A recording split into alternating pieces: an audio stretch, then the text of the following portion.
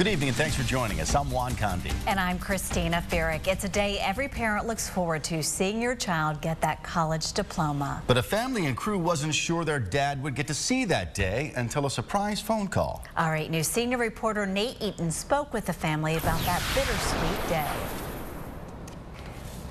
It almost leaves me speechless. Priceless photos taken on a day Brittany, Inge, and her father, Bob, it meant a lot to me and my family. will never forget. All these people did this for just me and my dad. Her dad, who has stage 4 lung cancer, was sent home from the hospital last week to say goodbye, 2 weeks before Brittany was to graduate from Longwood University. They told me that time was short, and hopefully I would be able to make it. Bob's waited 5 years to see Brittany graduate on a day he never thought he might miss. This is one of those things as a father you want to see from birth. Last week, Longwood University found out about the Inges, and out of the blue, one of the university's vice presidents called Brittany. They wanted to offer me a special ceremony in order to let my dad see me graduate. I had no idea Longwood would go out of their way, and it takes special people and special organizations to make this happen. So Monday morning, 5 days before the scheduled graduation,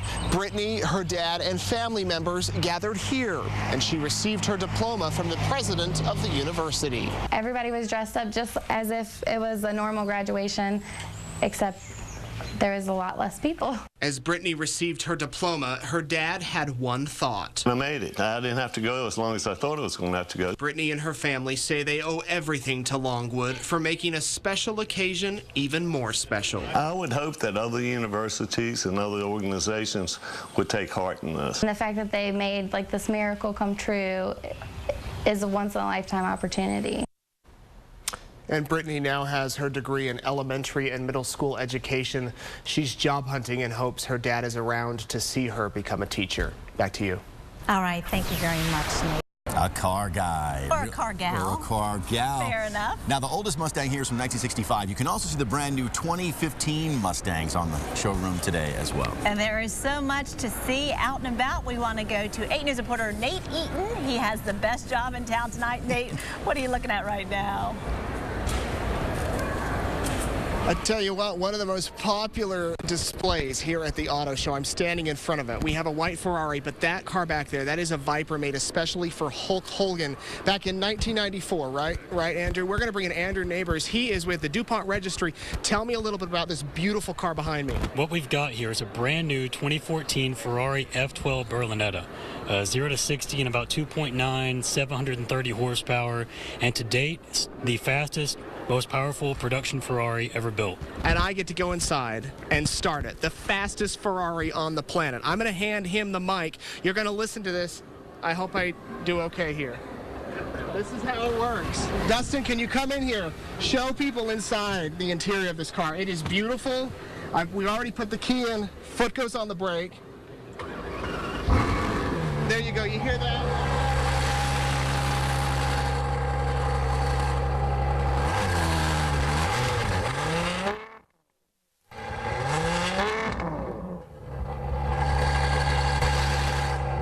That's great. You said this goes 0 to 60 in 2.93 seconds, depending on how fast and how fast you want to go. So. Yeah, I'm afraid to put my foot off the brake, can I? No, I wouldn't take your foot off the brake. It's too powerful. Okay, I'm going to leave my foot on the brake. Show all the people around here. This is how popular this event is. They're waving to you. This event runs through tomorrow. We're going to go find something else cool and maybe show you a little later. But for now, I'm in a $450,000 vehicle that I'll probably never be able to afford, but it's still pretty awesome. Back to you. All right. I'm Amy Lacey. And I'm Juan Condi. There is sex for sale on the streets of Southside Richmond tonight, and neighbors there say it's out of control. 8 News senior reporter Nate Eaton investigated this problem, and he's here with us now with our exclusive top story. Well, Amy, for years, Jefferson Davis Highway on Southside has been known for prostitution. In the past, police stings helped reduce that problem, and tonight neighbors are calling for a crackdown. prostitute got in my, opened the door to get in my car and, and sat down for a second. And I said, what the hell are you doing? Quite a shock for Donald Joyner, who was at a red light with his kids in the car when a prostitute hopped in. I said, I will punch you in your face if you don't get out of my car. She got out really, really quick. Joyner has lived near Jeff Davis in Richmond for nearly 40 years. He says the prostitution problem is the worst he's ever seen. You said they're out there all the time? Every day, all day long. And now, it's almost like a game. Oh, is that a prostitute there? It didn't take us long to spot them. This woman, who neighbors tell us is a regular, walked the street for nearly an hour before we tried to talk with her. How you doing, ma'am? Channel 8 doing a story about prostitution along here. She asked not to be on TV, so we turned our camera. I don't want to be questioned. Do you know, does it go on along here? Or? Obviously, I don't want to be involved in any questioning. We are fed up. Enough is enough. This area is Councilwoman Reva Trammell's district. She says the illegal sex acts are out of control. Pulling the shirts up, like, come on, this kind of stuff.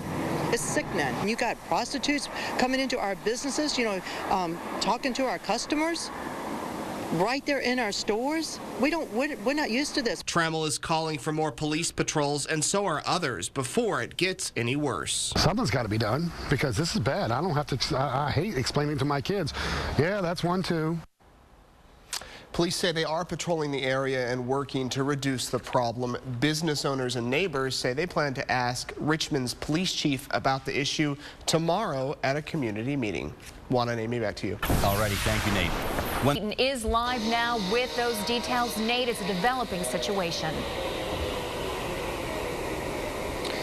Well, Juan and Amy, I'm going to speak softly now as this large group is observing a 4.5 moment of silence. They are outside the Capitol building, outside the governor's mansion, and you can see they all have their hands up in the air. They have just marched from the John Marshall Courthouse down Broad Street saying no justice, no peace. You can see a lot of their signs, and now they say they will stand with their hands in the air for the next 4.5 minutes in honor of Michael Brown. Hundreds of people gathered out here in front of the Capitol building outside of the governor's mansion. No idea if they plan to enter the Capitol grounds to go up to the Capitol or if this is the end of their demonstration. But either way, we will remain with them and keep you posted. We'll go back inside to you guys. Thank you, Nate, for that update. We want to let you... Happening right here in downtown Richmond right now. All right, News senior reporter Nate Eaton is live with the very latest. Nate? Yeah, Christina, this all began around 4:30 here on the steps of the John Marshall Courthouse. Hundreds and hundreds have gathered here, and about a half hour ago, they all left the steps of the courthouse. They walked down Broad Street to the Capitol and stood outside of the governor's mansion, where they held a 4.5-minute moment of silence in honor of Michael Brown. They then left the Capitol building and marched back here to the courthouse, many of them holding signs saying Black Lives Matter, other signs that say let's make history, others saying, others with signs we can't repeat really what they say here on TV. But this has been quite a passionate crowd as they've been walking through the streets of downtown Richmond. They've been chanting Black Lives Matter, hands up, don't shoot, and other phrases, and they say they're committed to send a message that the death of Michael Brown will not be in vain. Now, as you can see, there's quite a large crowd gathered out here right now. No idea right now what will happen from here as they continue to protest outside of the John Marshall Courthouse. We'll keep you posted, though, throughout this newscast. Of course, similar scenes happening in several cities across the country as people reflect on the decision that came down last night. Reporting live in Richmond, I'm Nate Eaton. Back to you. Board members under investigation this evening, accused of leaking confidential information of nearly 24 students. 8 News senior reporter Nate Eaton broke the story earlier tonight on WRIC.com. And he's here with us now in the studio with the details. Nate? Juan, Teachie Pinckney Epps has been serving on the Richmond School Board since January of 2013. Tonight, the board confirms she is accused of committing a major security breach. Now, she didn't want to talk with me about the accusations, but tonight, other school board members are speaking out. This is an extremely serious matter. Shock and disappointment, the feeling tonight among Richmond school board members after one of their own is accused of leaking confidential student information. Teachie Pinckney Epps allowed somebody outside of the school system to have access to student records. At least 20 student records, according to the school board, who learned about the alleged activity last night. Multiple sources say Pinky Epps emailed the student files to a Medicaid vendor. We have a secure system, and something was triggered that alerted some folks at the district level. Student information is protected by the Family Educational Rights and Privacy Act, which states schools must have written permission from the parent or eligible student in order to release any information from a student's education record. This is the most serious issue that I've dealt with as a board member. Tonight, we're told school administrators are working to contact the impacted families, and the board is looking at possibly placing sanctions against Pinky Epps. They range from removal from a committee to a public reprimand or censure. We're dealing with children. It's a very sensitive issue, and we're here to protect them. Now, again, I reached out to Pinky Epps tonight. She declined to comment on the accusations. School board members tell me they may need to investigate further to make sure other security breaches haven't happened. And if your student had their information compromised, we want to hear from you. Email ireport8@wric.com. Juan, back to you. All right, thank you. Tonight, Chesterfield police investigating a deadly pedestrian accident. The victim was struck and killed on Haley Crescent Road around 8:30 tonight. We're told the driver remained on the scene and is talking with police. Stay with 8 News for updates on this story. New information tonight about the Richmond school board member accused of leaking the confidential information of 20 students. She is under investigation and could face criminal charges. Our 8 News senior reporter Nate Eaton broke this story last night. He's here now with new information. Nate? Christina, Teachie Pinckney Epps says she was trying to help a child when she inadvertently released the names of other students. She says there was no malice or ill intent on her behalf, but tonight many say that doesn't matter.